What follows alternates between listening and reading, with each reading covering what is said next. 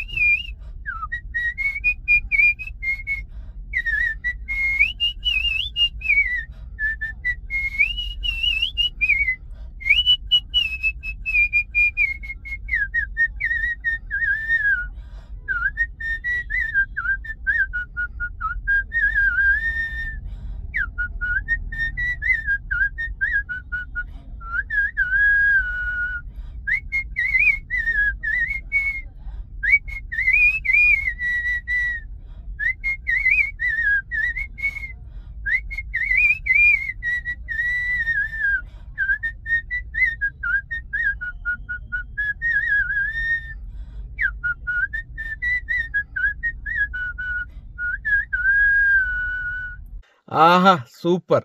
இது எப்படி இது என்னையில இருந்து நீங்க இது ஸ்டார்ட் பண்ணியாச்சு? இது நான் கிட்டத்தட்ட எனக்கு விவரம் தெரிஞ்சு ஒரு 8 வயசுல இருந்து நான் பண்றேன் விசிலிங். அப்படியா? ஆமா, 2-3 இடங்கள்ல கூட டிவி சேனல்கள்ல கூட நான் கொடுத்துருக்கிறேன். சரி, பேட்டி கொடுத்துருக்கிறேன்.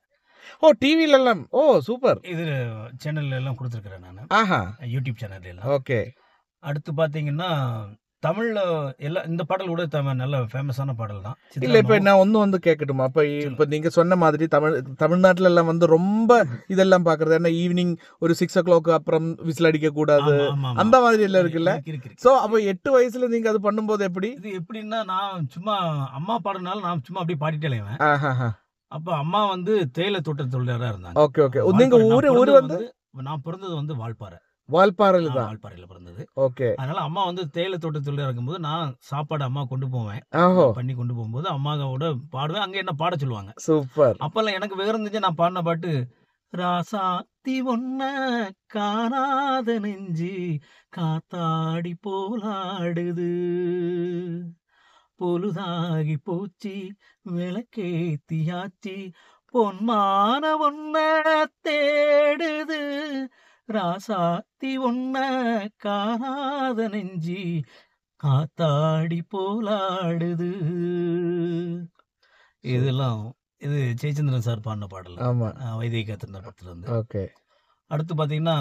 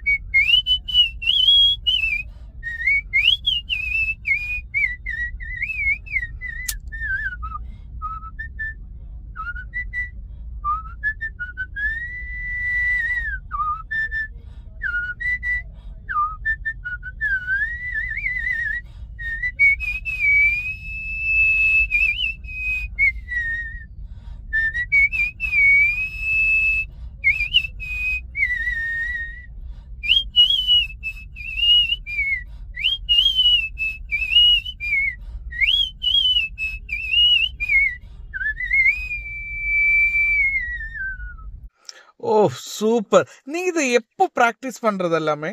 ஏன்னா நீங்க வந்து இப்ப தூத்துக்குடியில் தானே ஸ்டே, மீன்ஸ் உங்களோட ஃபேமிலி எல்லாமே வந்து தூத்துக்குடி, நீங்க வந்து தனியே சென்னையில ஒர்க் பண்ணிட்டு இருக்கு.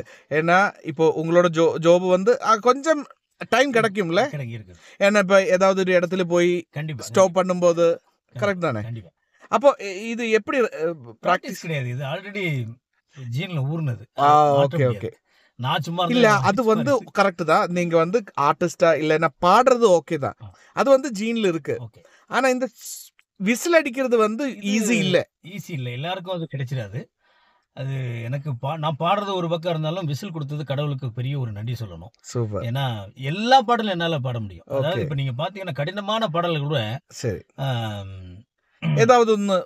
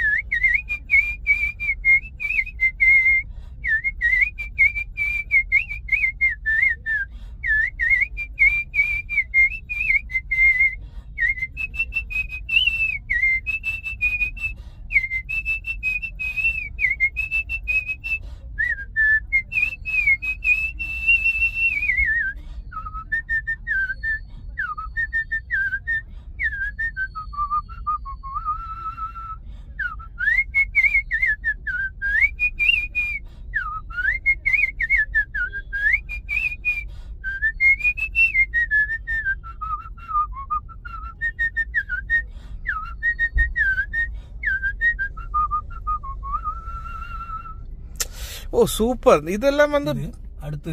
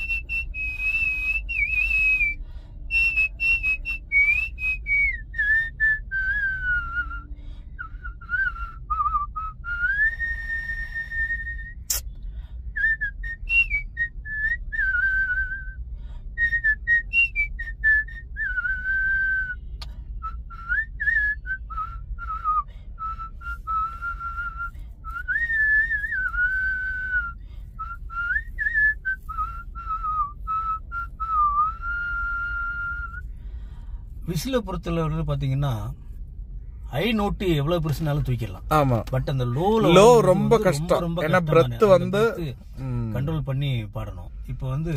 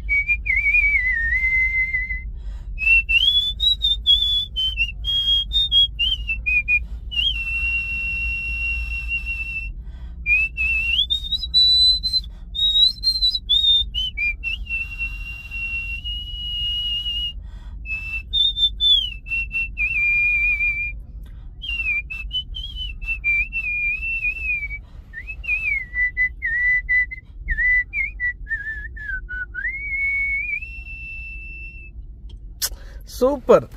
அந்த லோ எல்லாம் ரொம்ப கஷ்டம் வரும்போது தான் கொஞ்சம் கஷ்டமா இருக்கும். பட் அப்படி மே போகும்போது கொஞ்சம் கூட ஈஸியா போலாம் இல்ல. ஆனா டோட்டலா நாங்களெல்லாம் பார்க்கும்போது டோட்டலா ஈஸி இல்ல. ஏன்னா நமக்கெல்லாம் வந்து கொஞ்சம் டைம் தான் அந்த விசில் அடிக்க முடியுது. நீங்க வந்து ஒரு பாட்டு கம்ப்ளீட்டா விசில் அடிச்சுதான். இப்ப எனக்கு வந்து நீங்க ஒரு நல்ல ஒரு சாங், உங்களுக்கு ரொம்ப பிடிச்ச மியூசிக் டைரக்டர் ஒன்னு வந்து இளையராஜா தான். கண்டிப்பா இளையராஜா சார் தான். கரெக்ட் தானே? அதே மாதிரி அப்போ உங்களுக்கு ரொம்ப பிடிச்ச ஒரு பாட்டு, விசில் இல்ல, ஒரு பாட்டு பாடுங்க. காத்தோடு மலராட கார்குழலாட காதோரம் லோலாக்கு சங்கதி பாட, காத்தோடு மலராட கார்குழலாட காதோரம் லோலாக்கு சங்கதி பாட, மஞ்சளோ மேகம் கொஞ்சம் வரும் மேகம் அஞ்சுகம் தூங்க கொண்டு வரும் ராகம், நிலவா நிலவ நாம் பிடிச்சி வாரேன், குயிலே பூங்குயிலே பாட்டெடுத்து தாரேன், பச்சை மலை பூவு நீ உச்சி மலத்தேனு குட்டங்கோரை ஏது நீ நந்தவனத்தேரு, அழகே பொண்ணு மணி சிரிச்சா வெள்ளி மணி கிளியே கண்ணூரங்கு தூரி தூரி, பச்சை மலை பூவு நீ உச்சி மலத்தேனு குற்றங்கோரை ஏது நீ நந்தவனத்தேரு. சூப்பர். இப்ப நான் ஒன்னு கேட்கட்டுமா, உங்களுக்கு ஏதாவது ஒரு வருத்தம் இருக்கா? ஏன்னா நீங்க இவ்வளோ கேலிபர் இருக்கு, ஏன்னா உங்களுக்கு பாட்டு அதுக்கு போக முடியல. 2-3 ஷோக்கெல்லாம் நான் போயிட்டேன். இதுக்கு போயிட்டு வந்தேன். ரியாலிட்டி ஷோவா? ரியாலிட்டி ஷோ ஆடிஷனுக்கெல்லாம் போயிட்டு வந்தேன். அங்க எல்லாமே போச்சு, அது கிடைக்கல. என்னமோ அதெல்லாம் பிரச்சனை இல்ல, ஒன்னும் பெரிய பிரச்சனையே தோணும். பட் ஆனா எனக்கு ஒரு நம்பிக்கை இருக்கு, என்றாவது ஒரு நாள் என்னுடைய விசில் எங்கேயோ ஒரு இடத்துல ஒலிக்கும், இல்ல என்னுடைய வாய்ஸ் எங்கேயோ ஒலிக்குங்கிற அந்த கண்டிப்பா அந்த நம்பிக்கை எனக்கு இருக்கு. கண்டிப்பா பண்ணுவேன். இப்ப ஒன்னு வந்து கேட்கணும், உங்களோட ஃபேமிலி வந்து தூத்துக்குடியில இருக்கு. ஃபேமிலி இப்ப வைஃபுக்கு எல்லாம் வந்து ரொம்ப பிடிச்ச விசில் இல்லைன்னா பாடும்போது எந்த பாட்டு பாடுவோம்? நான் முதலாக என் ஒய்ஃபுக்கு நான் பாடின பாட்டு வந்து, நான் உன்னை நீங்க மாட்டேன் நீங்கினால் தூங்க மாட்டேன் சேர்ந்ததே நம் ஜீவனே சுந்தரி கண்ணால் ஒரு செய்தி சொல்லடி இந்நாள் நல்ல தேதி என்னையே தந்தேன் உனக்காக ஜென்மமே கொண்டேன் அதற்காக.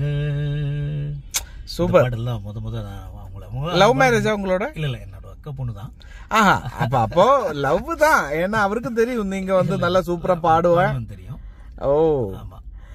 2 பசங்கள? ஆமா, எனக்கு ஒரு பொண்ணு ஒரு பையன். அவருக்கெல்லாம் இந்த ஆமா என் பையனுக்கு வந்து நான் பாடுறதுல வந்து ரொம்ப பிடிச்ச ஒரு இந்த கோடைக்கால காற்றே தினம் தென்றல் பாடும் பாட்டு, அந்த பாட்டு வந்து என்னோட பையன் ரொம்ப கேப்பாப்ல.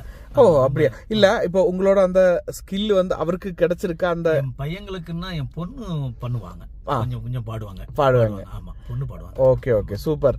ஏன்னா உங்களோட அம்மா அடுத்து நானு, அடுத்து என்னுடைய சங்கதியில பொண்ணு வரலாம், வாய்ப்பு இருக்கு. கண்டிப்பா வரட்டும். ஏன்னா கண்டிப்பா இப்போ எத்தனை வயசானாலும் நமக்கு வருது, கண்டிப்பா வந்துடும். ஏன்னா உங்களோட லைஃப்ல எல்லாமே வந்து சேரும். பாருங்க, இப்ப என் மூலமா எனக்கு ஏதாவது என்னோட சேனல்ல உங்களோட வீடியோ கண்டிப்பா போடுறேன். சூப்பரா பண்ணுங்க. இனி மேல மேல சூப்பரா வாங்க. ஏன்னா உங்களோட லைஃப்ல ரொம்ப அப்ஸ் அண்ட் டவுன்ஸ் எனக்கு தெரியும் கரெக்டா. ஏன்னா நீங்க வெளியில இருந்தது, அதுக்கப்புறம் நான் ஊர்ல வந்து அந்த மாதிரி ரொம்ப இதா போயிட்டு இருக்கு.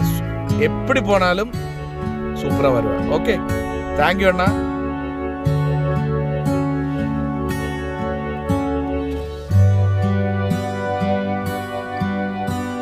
കാരണം അദ്ദേഹം അത്രയും മനസ്സുകൊണ്ടാണ് അത് ചെയ്യുന്നതെല്ലാം. അതുകൊണ്ടാണ് പുള്ളിക്ക് അത് പറയുമ്പോൾ വിഷമം പറഞ്ഞത്. ഉറപ്പായിട്ടും ഞാൻ നോർമലി ഒരു ഇൻ്റർവ്യൂ ഏതെങ്കിലും കാണുമ്പോൾ നമ്മൾ ഒരാളെ കരയിപ്പിക്കാൻ വേണ്ടിയുള്ള ക്വസ്റ്റ്യനോ അല്ലെങ്കിൽ അങ്ങനെ ചോദിക്കുമ്പോൾ നമ്മൾ എന്തിനാണ് കുമ്മരുത് ചെയ്യണമെന്ന്. പക്ഷേ ഇത് അതുപോലെ ആയിരുന്നില്ല. ഞാൻ വളരെ കാഷ്വലായിട്ട്, ഞാൻ ഒരിക്കലും വളരെ കോൺഫിഡൻറ്റോടുകൂടി പുള്ളി സംസാരിച്ചുകൊണ്ടിരിക്കുമ്പോൾ ഞാൻ ഒരിക്കലും പ്രതീക്ഷിച്ചില്ല പുള്ളി അങ്ങനെ ഒരു വല്ലാത്തൊരു ഫീൽഡിലേക്ക് പോകുന്നു. പക്ഷേ ഉറപ്പായിട്ടും അറുമുഖൻ അണ്ണൻ്റെ ഈ ഒരു പെർഫോമൻസ് അല്ലെങ്കിൽ നിങ്ങൾ മാക്സിമം ഷെയർ ചെയ്യുക. കാരണം എനിക്ക് വേണ്ടിയിട്ടല്ല, അദ്ദേഹത്തിന് വേണ്ടി. ആരെങ്കിലൊക്കെ കണ്ട് അദ്ദേഹത്തിൻ്റെ ലൈഫിൽ ഉറപ്പായിട്ടും അങ്ങനെ ഒരു ഓപ്പർച്യൂണിറ്റി കിട്ടും, ഉറപ്പാണ്. അതേപോലെ തന്നെ എടുത്തു പറയേണ്ട ഒരു കാര്യം എന്ന് പറഞ്ഞു കഴിഞ്ഞാൽ ഉഗ്രൻ ആളാണ്. ടാക്സി, ഞാൻ അദ്ദേഹത്തിൻ്റെ നമ്പർ കൊടുക്കാം. ഞാൻ വിളിച്ചത് നമ്മളുടെ ചാരിയോട്ട് എന്ന് പറഞ്ഞ ട്രാവൽ വഴിയാണ്. ഗംഭീര വ്യക്തിയാണ് കേട്ടോ. കാരണം ഞാൻ എയർപോർട്ടിൽ വന്നിറങ്ങുമ്പോൾ അദ്ദേഹം ഞങ്ങൾ പേടിച്ചു. ഞങ്ങൾ ചോദിച്ചു, ഞാനും എൻ്റെ കൂടെ എൻ്റെ ഫ്രണ്ടും ഉണ്ടായിരുന്നു. അപ്പോൾ അദ്ദേഹം പറഞ്ഞു, ഇതെന്താണ് സർവീസ്, ഞങ്ങൾ എത്രയോ ട്രാവൽ ചെയ്ത് പൂനെ, ഒഡീഷയൊക്കെ ട്രാവൽ ചെയ്ത് വരുമ്പോൾ ഇത്രയും നല്ല സർവീസ് ചെയ്യുന്ന അറുമുഖൻ ഗംഭീര മനുഷ്യനാണ്. കലാകാരൻ മാത്രമല്ല, നല്ലൊരു വ്യക്തിയും കൂടിയാണ്. ഇന്നിപ്പോൾ ഫുള്ള് അറുമുഖൻ ചേട്ടൻ്റെ കൂടെയാണ്. ഞാൻ പെട്ടെന്ന് ഇങ്ങനെ ബാക്കിലിരുന്ന് കേൾക്കുമ്പോഴാണ് ഇത്രയും നല്ലൊരു കലാകാരനാണെങ്കിൽ ഞാൻ ഒന്ന് വീഡിയോ എടുത്തോട്ടെ എന്ന് ചോദിച്ചത്. നിങ്ങൾക്കും ഇഷ്ടപ്പെട്ടു എന്ന് വിചാരിച്ചു. ഇനിയും ഒരുപാട് പാട്ടുകൾ പാടാനും ഒക്കെ അദ്ദേഹം റെഡിയാണ്. അങ്ങനെ ഒരു കലാകാരനാണ്. ഞാൻ നമ്പർ കൊടുക്കാം. മാക്സിമം നിങ്ങൾക്ക് എന്തെങ്കിലും ഒരു ഓപ്പർച്യൂണിറ്റി ക്രിയേറ്റ് ചെയ്യാൻ പറ്റിയാൽ നല്ലതാണ്. നല്ലൊരു കലാകാരൻ നമുക്ക് എല്ലാവർക്കും കൂടി ഒരുമിച്ച് കൈകോർത്ത് അദ്ദേഹത്തിനെ സപ്പോർട്ട് ചെയ്യാം. വേറൊന്നും എനിക്ക് പറയാനില്ല. നിങ്ങൾ കണ്ടുകൊണ്ടിരുന്ന ഒരു ഗംഭീര എപ്പിസോഡാണെന്ന് ഞാൻ വിശ്വസിക്കുന്നു. എൻ്റെ എപ്പിസോഡുകളിൽ തന്നെ ഏറ്റവും ബെസ്റ്റ് എപ്പിസോഡായിട്ടാണ് ഞാൻ ഇതിനെ കാണുന്നത്. അറുമുഖൻ അണ്ണா, thank you so much. Thank you. நன்றி, ரொம்ப நன்றி. உங்களுக்கு கண்டிப்பா ஆப்பர்ச்சுனிட்டி கிடைச்சிடும். ஏன்னா கடவுள் இது எல்லாமே பார்த்துட்டு தான் இருக்கு. Super, thank you.